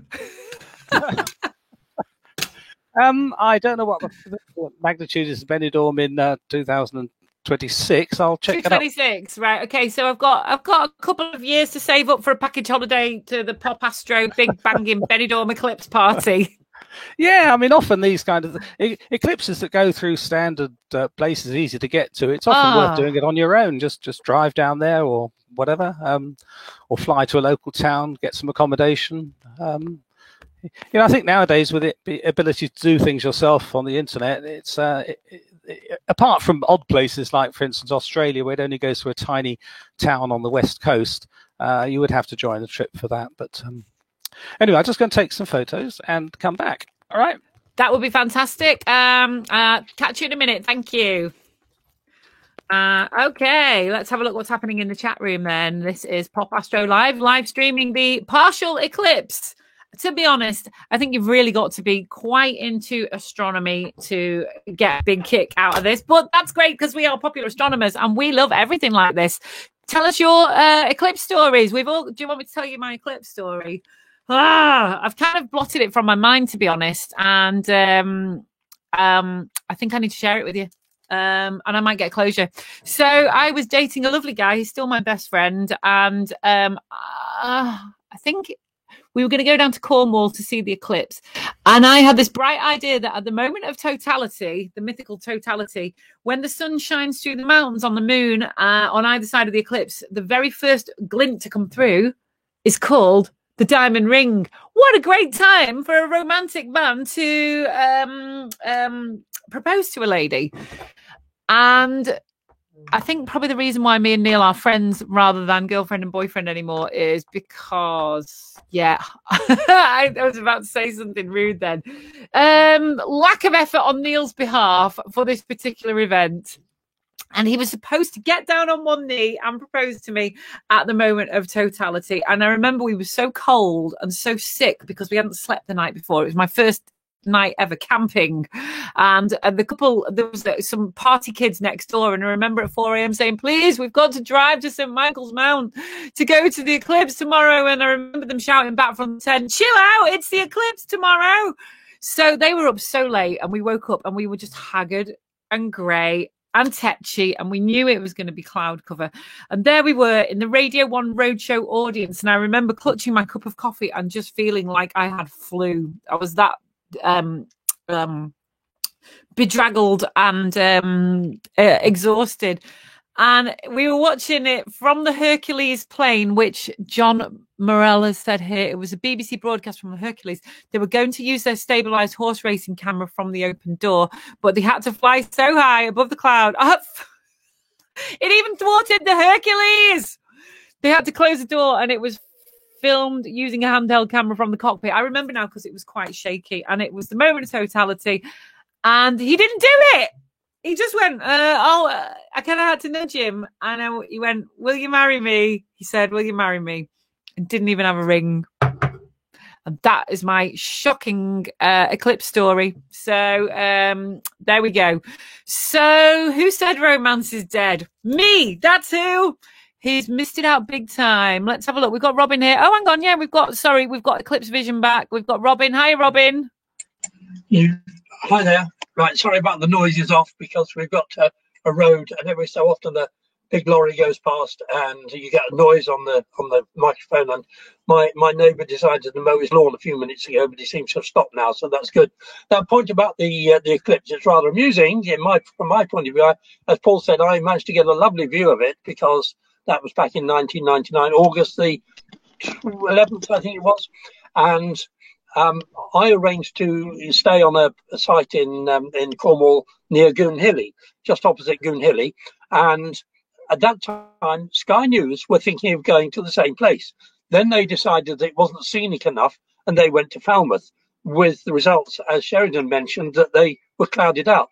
I was lucky enough that, in fact, it was looking so gloomy, a bit like it is at the moment, as you can see. There's quite a lot of cloud at the moment. But I was I thought it was so unlikely they would see the eclipse that I didn't even have a film in my camera. That was in the days before digital, of course. And then 10 minutes before the eclipse was due to start, we saw a glimpse of brightness, and the sun started to come out, and it was already, of course, 95% partially eclipsed. Hastily set up a video camera looking at it, hastily set up all the cameras, and we had 10 minutes to prepare. And amazingly, it all happened dead on time. And it's unusual for this country. You know what happens, you get ready for an event, and just 2 minutes beforehand, the clouds come over, or something else happens, the tripod falls over or whatever, and you miss out. On this occasion, 1999, did you get August totality? 11th, everything worked perfectly and the sky cleared. Yes, we did. We got totality. I got lovely pictures. There was a slight haze up in the sky, but it didn't really matter. And it was used on the front cover of a book by Dorling Kindersley about astronomy. And what annoyed me was that they credited it to NASA. They couldn't believe that such a good photograph was taken from the UK by me. And so they credited it to NASA. Robin, your so that was a really good picture on the front cover of a coffee table book. That's well done. Yeah, we did see it from Cornwall. And I'm sorry you didn't get it in UK. It was in UK, wasn't it? I think the Radio 1. Yeah. Newquay. Is that where it was? I've blotted it from my mind. Right. Okay. So thank you for your comments, everybody. We're going to go over to Mike Frost, and he's on the sidewalk. Alan, lovely Alan. Well done. How lucky can you get? Big gap just at the maximum eclipse. Taking about 30 odd pics in the gap. Hope one will be good. We'd love to see that, Alan. Thank you very much for that. Well done. Let's have a look. Yeah, tell us your eclipse stories. Thank you very much. UK total was great in West Midlands. Thank you, Lord Ray. It wasn't from Red Ruth. Okay, yeah. 1999 was brilliant from the Isles of Scilly. The moon came to Todos Santos. Nice. Mike Frost to the bottle of fizz cooling in the stream. That's nice. I was in Baja on 11th of July 1991. That sounds very glamorous. Right, okay. So thank you. Oh, look at that. Hang on a minute. How am I going to put the biscuit back together? How am I going to do that? I'm going to have to uneat the biscuit or get a new biscuit. And no, I don't think you can do a receding eclipse in biscuit format unless I rewind the tape. So we're now going to go over to Mike Frost, who is out on the sidewalk. Hello, Mike. Hello there, Vicky. Hi there, everybody. Wasn't Robin lucky in 1999? Oh, that's freaky good luck. He must have been one of the very few people who saw totality. Yeah, I was down in Totnes in Devon, and we had patchy cloud up until about 10 minutes before totality, and then it went behind a big cloud, and we saw nothing until half an hour, 3/4 of an hour afterwards. Very, very sad. So, where are you this morning, Mike? Yep, I'm in Broadgate, which is right in the city centre of Coventry. And if you can see behind me, lots of people around today. It's a big shopping area in the city centre. I might not be able to see, but they've got ribbons and so on all across the city centre to mark us as UK City of Culture. So to do our little bit for the culture, we're putting on an Eclipse sidewalk experience. Yay. If only the cloud would cooperate. Oh, have you seen anything of it yet? That's the important question. It keeps popping out from behind the cloud. It may even, yes, there it is right now. You can see it through thin cloud. So you can see that with the naked eye. You know, obviously you've got to be careful just in case the cloud parts completely. But at the moment, you can see it up there in the sky with the bite taken out of it. So we're pointing it out to passers-by. Some of whom walk past, but quite a few have come along and had a chat with us. So we've got supplies of wrapped Eclipse glasses for anybody who wants to we can give them if they want to see a little bit more of it. But it's could have done with better weather, but it could have been worse. So we take what we've got. Mike, do you know Gwyneth Hoyter? Yes, I do. Gwyneth and I were on the excellent trip to Zimbabwe in 2001. Oh wow! So are you local to each other, or do you know each other from other astronomy cross pollination? Yeah, Gwyneth's based in Oxford, if I remember rightly, and so I'm up in Coventry and Rugby, a little bit further to the north. But when I come and talk to the Oxford societies, hello there, go and see the eclipse. directing eclipse watchers to go and join us with the telescopes. Because Gwyneth was reminding me about putting some champagne in the stream. Oh, beautiful! In Zimbabwe, we were right at the top of Zimbabwe, near almost on the Zambian border, in a Maname school, which it gave us the use of their grounds for the day, and we had a lovely eclipse. It was very, very, very hot, not surprisingly, and then. You enjoying that biscuit there, Vicky? I'm just trying to get it to match Paul's image there. I think that's pretty spot on. Yeah. Yes, I think you're right. So you're going to be nibbling less and less out of the biscuits as they come along. Yeah, I think we're going to have to do a sequence of biscuits now. We have got a lot because they're only 45p and we've got 2 packets. Ginger nut, the best biscuit of all. Exactly. If you can't consume an entire packet of ginger nuts during an eclipse, when are you going to be able to do? Oh, God. To be honest, the taste is starting to get a little bit... Oh, no, I broke it! Ah! I'm going to have to go and get another. Non-standard eclipse there. Non-standard eclipse. Yes, that would be a weird bit of physics if a big piece of a big corner of the sun fell off. Okay, let's see what the comments say. Tiger, I don't recognise your name. It's quite distinctive. Have you joined us before? And if not, do come back every Thursday to watch Pop Astro Live. Thank you for your excellent comments. You've been excellent in the chat room today. I wanted to try and see the 1999 eclipse from the UK, so it had to be Cornwall. Ken Myerscough is saying, getting a very faint view through the clouds right now. Come on, the Ken. Excellent. Well, we've got it right now. We can just about see it, just through very thin clouds. Do you like my Eclipse T-shirt, by the way? Let's have a look. One of the lot of them. Let's have a look. Hang on. I'm going to do this now. Need to zoom in on that. Let's have a look. What's on? Oh, yeah! Look at that! 2015, I was up in Svalbard. An absolutely stunning eclipse. Very cold, -22 during totality. And we weren't the astronomers that got attacked by the polar bear, so we were quite lucky in that respect. What happened? I don't remember that story. I was out of the country then, living in Canada. So what happened? The day before the eclipse, there was a group came up from Central Europe, and they decided they couldn't get a hotel room because there's only 50 hotel rooms in Svalbard and 1,000 people there to watch the eclipse. So they camped out on the ice. And they knew that the polar bear's there, so they put up a tripwire and they put a guard on. And at 3 a.m, the guy who was on duty fell asleep, and the polar bear crept underneath the tripwire and into the tent and attacked one of the astronomers. And you could see him on Norwegian television. They interviewed him, and he got polar bear scratches down his side. And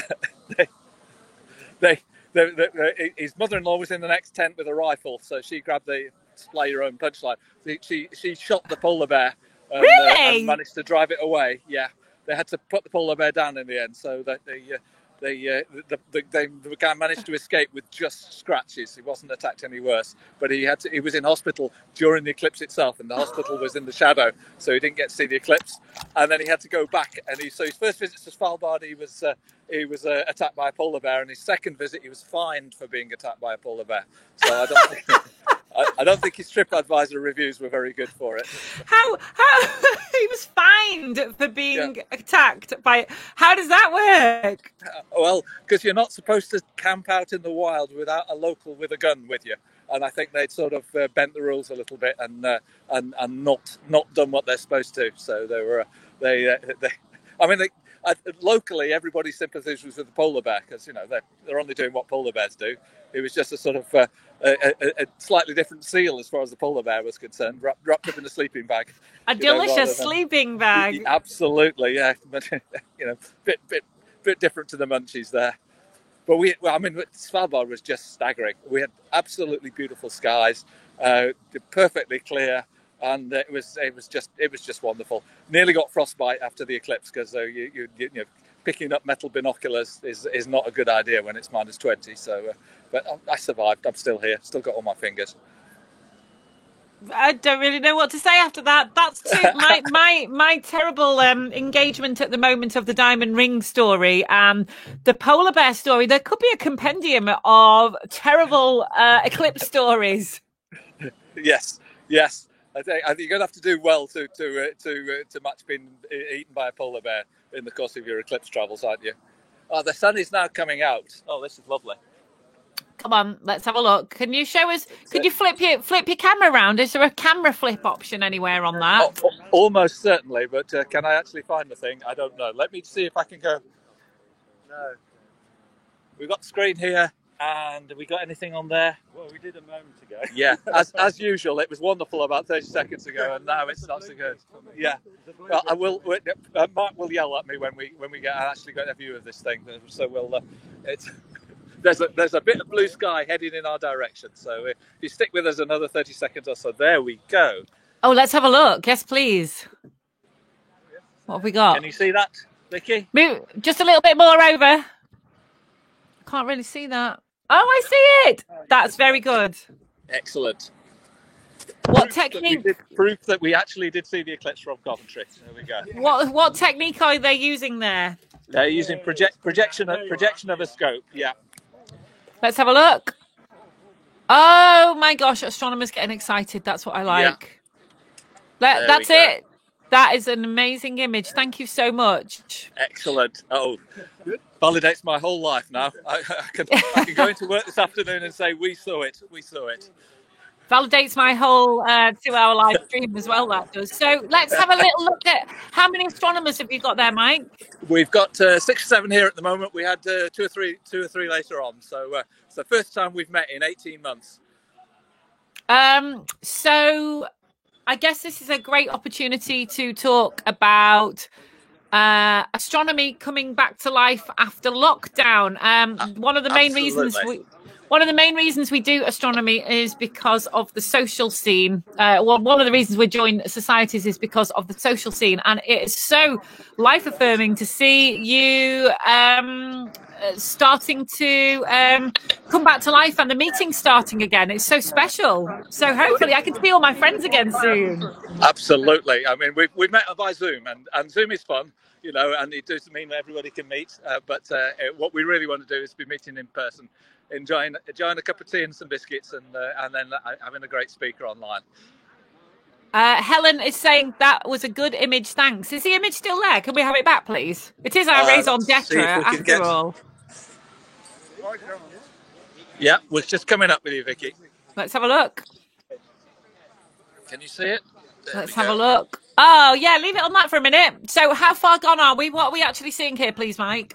Yeah, so we're past the maximum now. So I would suggest about 25% or so covered. We've got people coming in to see the eclipse. This is great. Yeah. There you go. That's what an eclipse of the sun looks like. Very, very good. Yeah, excellent. Oh, the Coventry local, the people who are helping run the City of Culture, they've come now, so they're coming and taking pictures. So we really appreciate what they're doing for our city. So we got to let them near the scope there.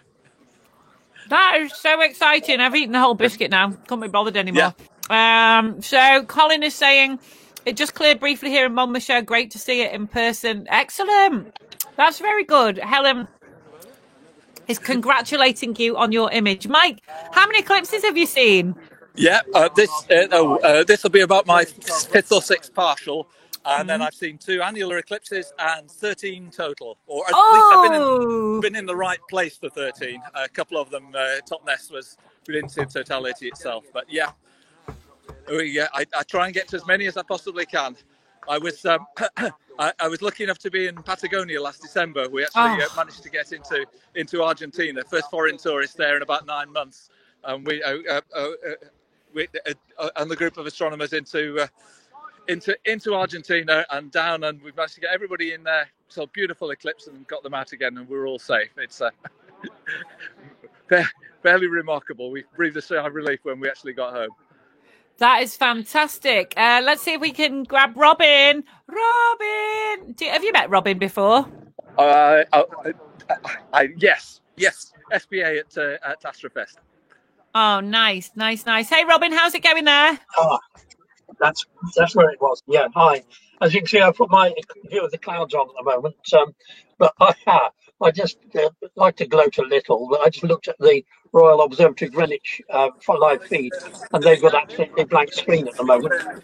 So I'm glad to say that we've been able to show you the eclipse all the time. Yay. Okay, so do you want to have a little chat with Mike for a couple of seconds? Hi there, Robin. Right. Hi, Mike. Yes, I've been listening with interest to your eclipse stories. I think there are. I remember there have been plenty of efforts over the last 50 years or so to broadcast the eclipses. We all remember. I don't actually remember seeing the original Patrick Moore one. I think I did watch it when he was on a mountain in Yugoslavia, trying to do a live image of the sun. I think that was probably the first one that British viewers were treated to. And with the cows, wasn't it? It was equally cloudy there at the time. And I remember him screaming out, "Oh, we can see the sun!" just at the crucial moment. So that was quite an event. And things have come a long way since then. A sort of rather ropey black and white Eurovision link to Yugoslavia, which was state of the art at the time. And now here we are with our own broadcast channels, and the SBA can broadcast on people's TVs around the world. I don't know how many are watching around the world, but we've got a good viewership here. Excellent. I remember Patrick Moore saying that the producer seemed very keen to photograph the cows in the 1961 eclipse. So there were lots of pictures of cows sitting down in fields and not doing very much when it got to totality. He was hoping they'd react rather more, and they just did what cows did: sit down and munch grass. Yes, of course. Here, I think I can go back to my camera view now. I haven't switched it on. Hold on. Come on in a minute. Sorry about the coloured stripes. Right, there we go. It's still not there yet. No, it keeps on coming and going. But we've had a lot of that this morning. Okay, Mike, thank you so much. Problem. Yeah, Mike, thank you so much for joining us. Good luck there in your wonderful city of culture. Oh, let's have a look at Robin's picture here. Hang on. What are we doing? Let's have a look.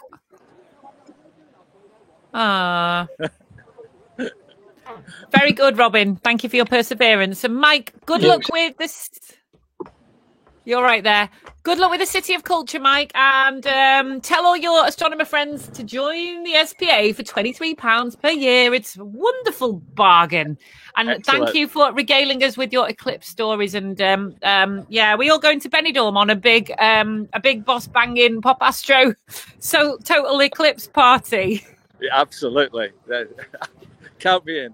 Bring it on. And next time I'll figure out how to flip the screens on the iPhone. One of these days. That's been great. Technology. Cheers. Catch you later, Lovely. Mike. Thank Lovely you. Bye. Bye. Yay, that was good, wasn't it, Robin? That was great. And it's nice to see people being able to view it live in a city centre and so on. A friend of mine is down at the Battle of Britain bunker in Uxbridge. That's where they ran the Second World War from, with the air attacks and so on. And he's projecting the image there. And I think all around the country there is an effort to show people the sun as it appears in the sky. Unfortunately, the weather isn't really playing ball, but I'm glad to see that Mike was able to show people the eclipse in Coventry. And it's interesting to speculate what people make of it, because, as I said earlier on, there is a certain amount of misunderstanding about what's going to happen. And if you're up in the North Pole, you would have been seeing a ring of fire eclipse. That is the moon completely covering the sun. I think I've got the image coming out now. There we go. Yay! So if you can imagine that moon that you can see there, right in front of the sun, then it would be slightly smaller than the sun, and you would get what's called the ring of fire, with the complete ring of light from the outside the moon. We tried to see that back in 2003. Paul and I and a few others went up to the north of Scotland, literally to the north coast of Scotland, to a place called Melvick, where it was going to be visible. And that was about 6 a.m, as I recall, really quite early in the morning. And of course, the north coast of Scotland at 6 a.m. isn't noted for its clear skies. And we had lovely clear skies the day or two before, and then on the actual event, we just got the partial phases showing a crescent, but the actual totality of the annular was not visible, as I recall. I think maybe 1 or 2 people in the north of Scotland did see it, and that was the last time there was a total eclipse of sorts visible from the UK. The next one won't be until 2090, and it's even more difficult to view than the Cornwall eclipse, because in Cornwall they will get some totality, but the best place to again would be the Channel Islands, as it was back in 1999, and you will get almost onto the centre line in the Channel Islands. For anybody still around in 2090, and I suspect there are a few people watching this show today who will be around in 2090 and will be able to view it, but they will be very young at the moment and very old when we get the next total eclipse from this country. But as Sheridan was saying, you don't have to stay at home to see eclipses these days. And when travel resumes again, eclipse hunting is eclipse watching, eclipse chasing as it's called, is a great sport. I've been to a few. I went to the one in China in 2009, and that was totally clouded up for us. I did experience totality from with about 100,000 other people all aligning one of the great rivers in China, which had been a site which had been chosen for us, and it was totally cloudy near Shanghai, and we got the partial phases just beforehand, and then it went really quite dark, and then the clouds cleared again. So it was the exact opposite of 1999, when I got clear skies for 10 minutes during totality in China in 2009. Having flown all the way there, it was cloudy for the 10 minutes of totality. So that's not quite the way round it was supposed to happen. And there was on the river, there was a tidal bore, which happened sometime I love after. a good tidal bore. The tidal bore in that case was well named, because it really was a bore to watch. It was only about 2 feet high, and the Severn bore is far more spectacular and lives up to its name. Right, okay, I can see Sonia here. Sonia, we're coming to you. You might just need to turn down your laptop speakers because we're getting a little bit of feedback. So thank you for bearing with us. This is all very new streaming technology that's only been developed in the past couple of years. So well done to everybody who's been live streaming from outside. Probably one of the first ever astronomy events to take so many feeds from all over the country, and people in various stages of observing without using a full BBC outside broadcast unit. So thank you for bearing with us throughout the glitches. We're going to go over to Sonia now. Here she comes, my favourite, Sunshine Sonia. Hi. Sonia. I just had it for a brief moment. Can you turn down your speakers a wee bit, love? Oh, hang on. Is that okay? Hopefully it should be. That's a tremendous echo, isn't it? Let me see if I can figure this out. Because I'm on the Oh.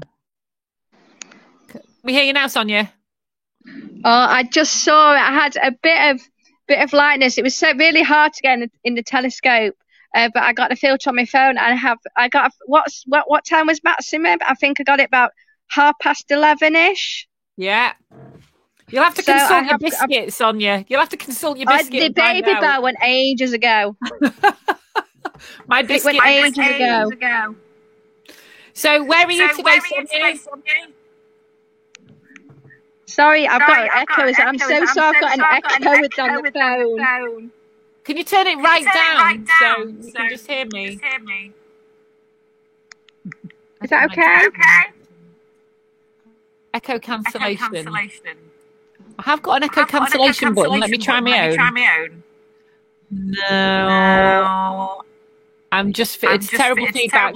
I just have to hear my own lovely voice twice. So, Sonia, tell us what you've seen today and where you are, and I'll mute my microphone and it might not echo. I'm so sorry.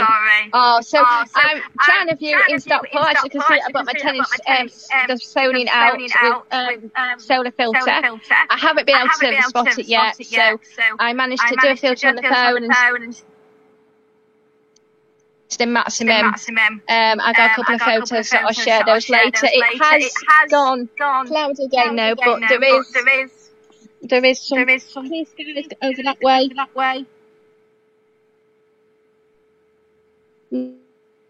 Not where I want them to be though. Now, but I managed to see a bit of it, so I'm very happy with that today. Job done. Well done, Sonia. We've got terrible audio now, so I'm going to say goodbye to you. We'll catch up with you later. I'm going to go back to Sheridan now, okay? Bye. Oh, sorry about the echo there. It's my echo. I'm still echoing. Got my headphones on. I don't know why I'm echoing. It's just one of those weird glitches. Sheridan, we're going to come back over to you now. Hi, Sheridan. Am I echoing? Hello. Things on echoing. Yeah, and I've got my headphones on still.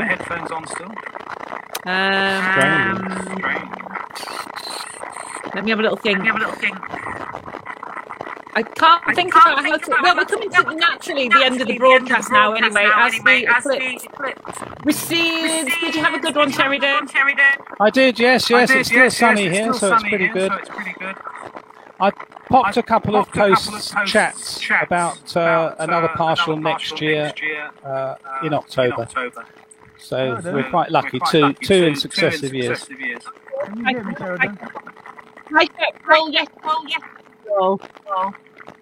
Hi. Hello. I'll sign off now. Okay. All right. Thank you, Sheridan. Paul, sorry he signed off. We've been plagued with a double echo. Thankfully, at the end of the broadcast, I'll get Robin back on and we're going to say goodbye now. Robin, can you unmute yourself? Yeah, I just unmuted you. I wasn't. No, my speaker's not on, Ian. Maybe it's. I'm just making sure I've got no. If I try and watch the show with another system, then I get the echo coming. Can you hear an echo on my voice? Should be happening now. It's really bad. Like the worst. I'm gonna sign the show off now because I don't know how to fix the echo. It's an echo chamber. Thank you, everybody who was involved. Yeah, I know. Why? Is it still echoing? Yeah, it's really bad, and I just don't know.